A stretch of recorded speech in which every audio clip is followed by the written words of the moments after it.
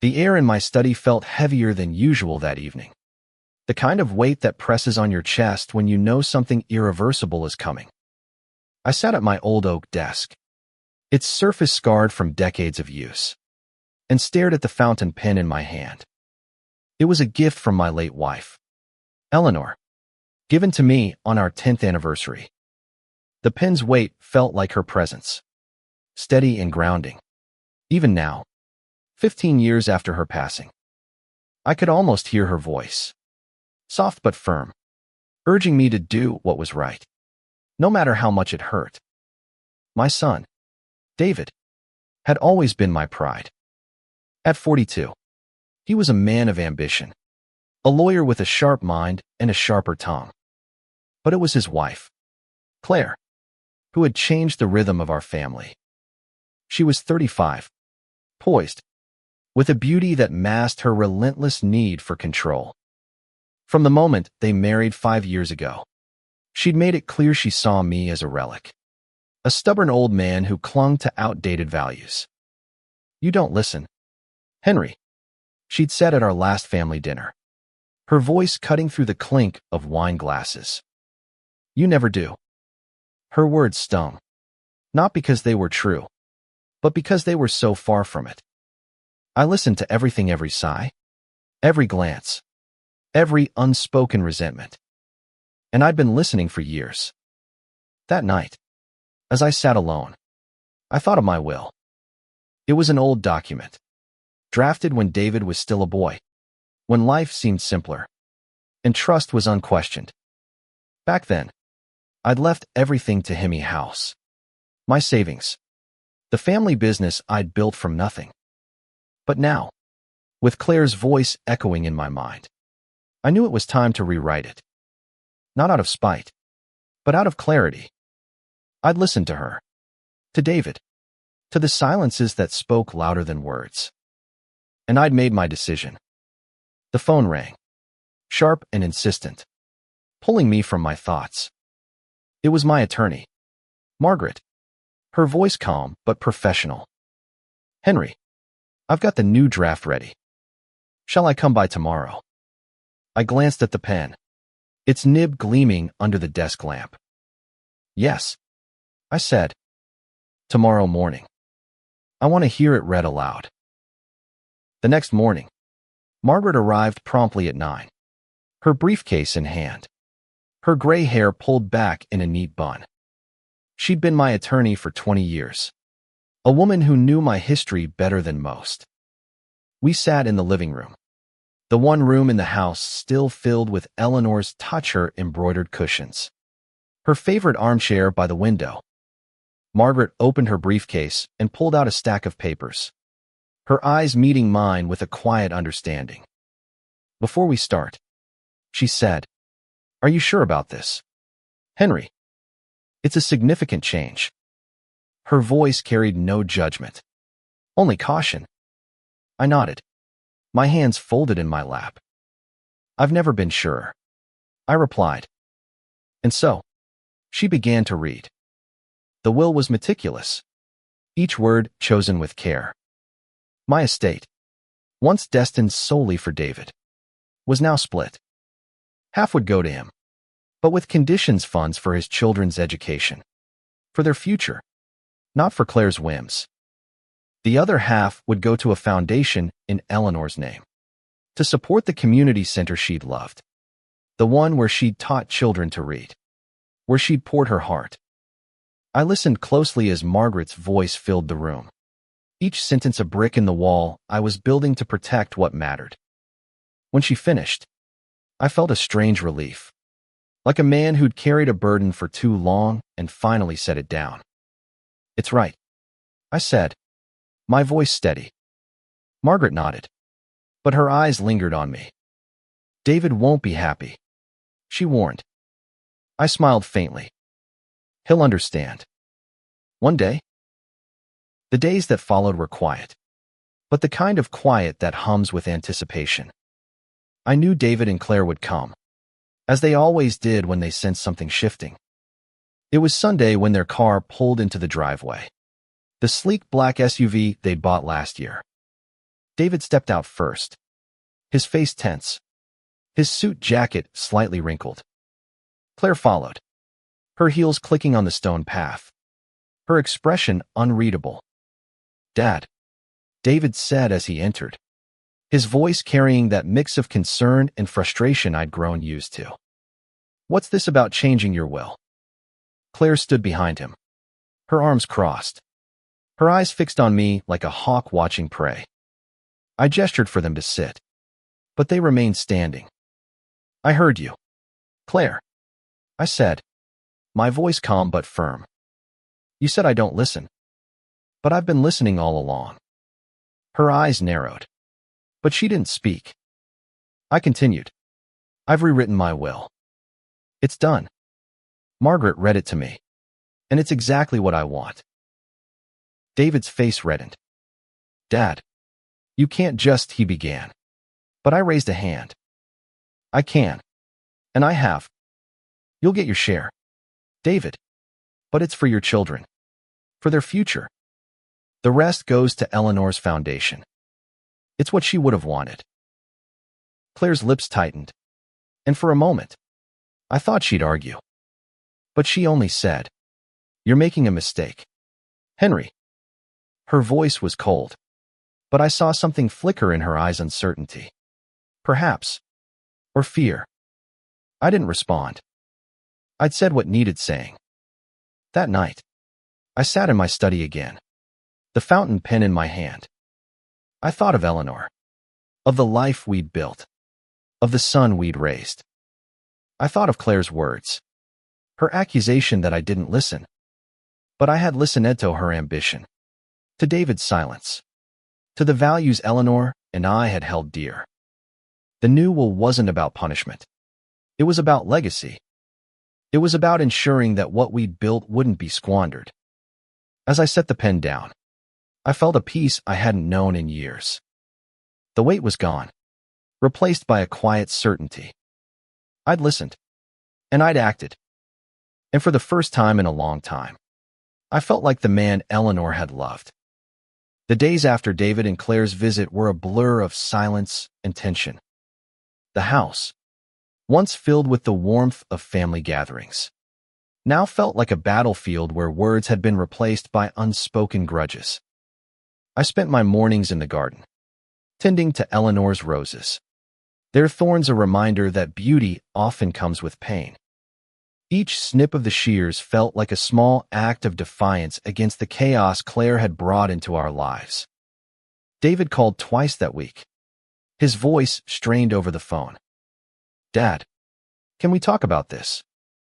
Just you and me," he'd asked, and I'd agreed, though I knew Claire would be there, lurking in the background, her influence like a shadow he couldn't shake. We set a time for Friday evening, and I prepared myself for what I knew would be a confrontation. When they arrived, the air was thick with unspoken words.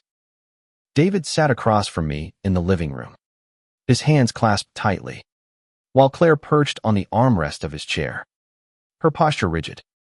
"Dad," David began, his voice softer than before, "I get that you want to honor Mom's memory. But this foundation, it feels like you're cutting me out." I leaned back in my chair, studying him. He looked tired, the lines around his eyes deeper than I remembered. "David," I said, "this isn't about cutting you out. It's about making sure your children have what they need, and that Eleanor's work lives on. You know how much the community center meant to her." Claire's eyes flashed. "Henry, you're tying up money that could help us now. The kids' education. Sure. But what about our lives? David's firm is struggling, and you know it." Her voice was sharp, but there was a crack in it, a hint of desperation I hadn't noticed before. I looked at her, really looked at her, and saw not just the woman who'd challenged me, but someone fighting her own battles. For a moment, I wondered what drove her fear, ambition, or something deeper. But I pushed the thought aside. "Claire," I said, "I've made my decision. The will stands." David's shoulders slumped, and he rubbed his temples. "Dad, you're acting like we're the enemy. We're family." His words hit hard, not because they were true, but because they echoed the doubts I'd wrestled with for weeks. Was I being too harsh? Was I letting pride cloud my judgment? That night, I couldn't sleep.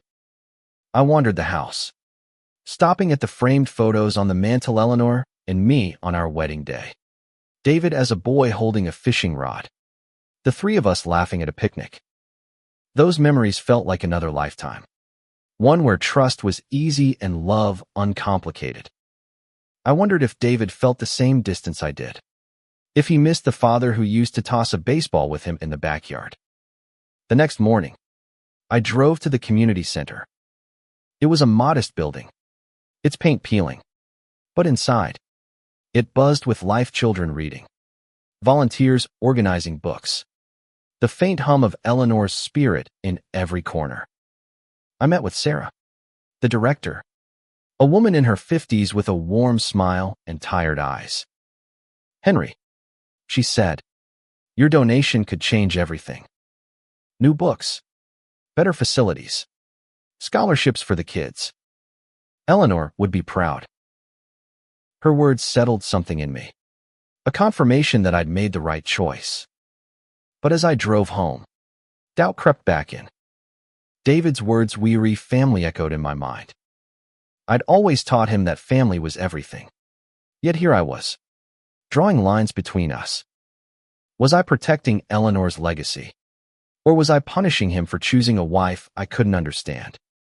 By Sunday, I'd made up my mind to try again. I invited David over, alone this time, hoping we could talk without Claire's presence clouding the air. He arrived in the afternoon, his face a mix of hope and wariness. We sat at the kitchen table, the same one where he'd done his homework as a boy, and I poured us both coffee. "David," I began, "I don't want this to tear us apart. I need you to understand why I changed the will." He nodded, his eyes fixed on the table. "I'm trying, Dad, but it feels like you don't trust me." I took a deep breath, choosing my words carefully. "It's not about trust. It's about responsibility. Your mother and I built something, not just for us, but for others. I can't let that disappear." I paused, then added, "And I can't ignore how Claire pushes, how she wants everything now." David's jaw tightened, but he didn't defend her. Instead, he said, "I know she's intense, but she's my wife. Dad, I love her." His voice was quiet, almost pleading, and for the first time, I saw the weight he carried, caught between his wife and his father. We talked for hours, longer than we had in years. He told me about the pressures at his firm, the late nights, the clients who demanded more than he could give. I told him about Eleanor, about the nights we'd spent planning the community center, about her dream of giving every child a chance. By the time he left, something had shifted, not agreement, but understanding. It was a start. The weeks that followed felt like a fragile truce. David and I spoke more often, short calls that carried less tension than before. Claire, however, kept her distance, her silence louder than any argument. I didn't mind. It gave me space to reflect, to sit with my choices and their consequences. The new will sat in a locked drawer in my study, a silent testament to the line I'd drawn. But with each passing day, I wondered if I'd drawn it in the right place. One morning, I received a letter from the community center.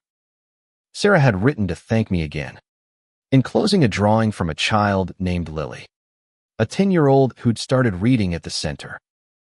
The drawing showed a bright yellow sun over a library, with the words, "Thank you, Mr. Henry," scrawled in crayon. I pinned it to the fridge, a small reminder of why I'd made my choice. But it also reminded me of David's children, my grandchildren, who I hadn't seen in months. Claire had kept them away, citing family tensions.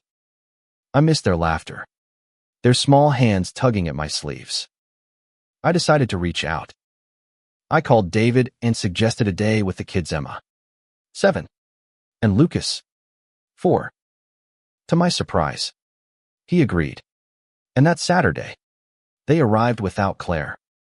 The house came alive again, filled with Emma's chatter and Lucas's giggles as they chased each other through the garden. I taught them how to prune the roses, just as I taught David. And for a few hours, the weight of the will, of Claire's words, faded away. But as we sat on the porch with lemonade, Emma looked up at me, her brown eyes wide.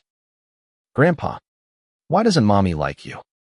Her question caught me off guard, a knife twisting in my chest.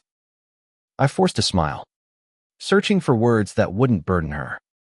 "Sometimes grown-ups disagree," I said. "But I love you and Lucas, and that's what matters." She nodded, but her eyes held a flicker of doubt, and I realized how deeply this rift had cut. That evening, after David took the kids home, I sat in my study, the drawing from Lily on my desk beside a photo of Emma and Lucas. I thought about what I'd built, what I was leaving behind. The will was meant to protect, but was it also dividing? I called Margaret, my voice heavy. "I need to see you again," I said. "I might need to tweak the will." Margaret arrived the next day, her expression one of quiet concern. "What's on your mind, Henry?" she asked as we settled in the living room. I told her about Emma's question, about the ache of missing my grandchildren, about the fear that I was pushing David away. "I don't want to lose them," I said, "but I can't let Eleanor's work be forgotten." She listened, her pen poised over her notepad. "You can balance both," she said. "We can adjust the will to include more for the grandchildren's specific trusts. Maybe. And we can ensure the foundation is sustainable without taking everything." Her words were practical, but they sparked hope. I nodded, and we spent the afternoon reworking the details, adding trusts for Emma and Lucas, ensuring their futures while keeping Eleanor's legacy intact. When I told David about the changes, his relief was palpable, even over the phone. "Thanks, Dad," he said, his voice softer than I'd heard in months. "This means a lot." I didn't mention Claire, and neither did he. But I knew she'd hear about it, and I braced myself for her reaction. Sure enough, Claire called the next day. Her voice was cool, controlled. "Henry, I heard about the new trusts. It's a start, but you're still holding back. Why can't you trust us with the full estate?" I took a deep breath, steadying myself. "Claire," I said, "this isn't about trust. It's about doing what's right for everyone, including the community your mother-in-law loved. I've listened to you. Now it's your turn to listen to me." There was a long pause, and when she spoke again, her tone was less sharp. "I'll think about it," she said, and hung up. It wasn't agreement, but it was something to crack in the wall between us. I didn't know if it would widen or close, but for the first time, I felt a flicker of hope that we could find a way forward. Hope is a fragile thing, easily bruised but stubborn in its refusal to die. That flicker of hope I'd felt after Claire's call grew over the next few weeks, fed by small moments of text from David about the kids, a photo of Emma reading a book from the community center, a brief, polite call from Claire about a family event. I began to believe we might find a way to coexist, not as allies, but as family bound by something stronger than disagreements. But life has a way of testing hope. One chilly October morning, I received a call from Sarah at the community center. Her voice was tight, urgent. "Henry, we've had a break-in. Some books were stolen, and the computers are gone. We're insured, but it's a mess." My heart sank. The center was Eleanor's dream, and now it felt violated, its sanctity breached. I drove over immediately, my hands gripping the steering wheel as I pictured her face. The way she'd light up when she talked about the kids who found refuge there. The center was in disarray, books scattered, desks overturned, the air thick with the scent of dust and defeat. Sarah met me at the door, her eyes red-rimmed. "We'll recover," she said, but her voice trembled. I spent the day helping clean up, my hands sorting through the wreckage of Eleanor's legacy. As I stacked books, I thought of the will, of the foundation I'd created to protect this place. Had I done enough? That evening, I invited David and Claire to the center. I wanted them to see it, to understand what it meant to me, to Eleanor. They arrived together, David's face etched with concern, Claire's guarded but curious. I walked them through the damaged rooms, pointing out the shelves Eleanor had helped build, the corner where she'd read to the kids. "This is why I changed the will," I said, my voice steady despite the ache in my chest. "This place isn't just a building. It's her heart." David nodded, his eyes scanning the room. Claire was silent, her arms crossed, but I saw her glance at a child's drawing pinned to the wall, a crude sketch of a family holding hands. When we reached the reading room, I stopped. "Claire," I said, "you said I don't listen. But I've heard every word you've said. I know you want security for your family. I do too. That's why I'm protecting this place for my grandchildren, for all the kids who need it." For the first time, Claire didn't argue. She looked around, her expression softening, though she didn't speak. David put a hand on her shoulder, and I saw something pass between them, a silent conversation I wasn't privy to. As they left, David turned to me. "I'll help with the repairs," he said. "Let me know what you need." It was a small gesture, but it felt like a bridge. The next week, I threw myself into the center's restoration. Volunteers poured in, and donations trickled from the community. David kept his word, sending a check and stopping by to help repaint the walls. Claire even came once, bringing Emma and Lucas, who ran through the halls with paintbrushes, laughing as they left streaks of blue on each other's clothes. I watched Claire from a distance, noting the way she hesitated before joining in, her hands tentative as she helped a volunteer stack books. One evening, as we locked up the center, Claire lingered. "Henry," she said, her voice low. "I didn't get it before. This place, it's important. I see that now." Her words were cautious, but they carried weight. I nodded, unsure how to respond. "Thank you," I said finally. "That means a lot." As she walked away, I felt the ground shift beneath me. It wasn't forgiveness. Not yet. But it was understanding. And that was enough for now. Winter came early that year, blanketing the town in snow and silence. The community center was nearly restored, its walls bright with fresh paint, its shelves restocked with books. I visited often, finding solace in the hum of activity, the laughter of children that echoed Eleanor's spirit. But at home, the quiet was different, less peaceful, more expectant, as if waiting for the next chapter to unfold. David and I had found a rhythm, our conversations easier, though still tinged with caution. Claire, too, had softened, her calls more frequent, her tone less sharp. She even invited me to dinner, a gesture I hadn't expected. I accepted, curious but wary, and arrived at their house with a bottle of wine and a knot in my stomach. The evening was surprisingly warm. Emma and Lucas climbed onto my lap, chattering about school, while Claire served a roast she'd spent all day preparing. David seemed lighter, his laughter genuine as he recounted a story from work. But as the night wore on, I sensed an undercurrent, a question hanging in the air. After the kids went to bed, Claire leaned forward, her hands clasped. Henry, she said, I owe you an apology. I was wrong to say you don't listen. You do. I see that now. With the center. With the will. Her words caught me off guard. Their sincerity disarming. I nodded, my throat tight. I appreciate that, Claire. I've been trying to do right by everyone. She smiled. A small, tentative thing. And for the first time, I saw not the woman who'd challenged me, but the one David Lovita woman navigating her own fears and hopes. The weeks that followed were a slow mending. Claire started volunteering at the center, bringing her sharp organizational skills to bear on their fundraising efforts.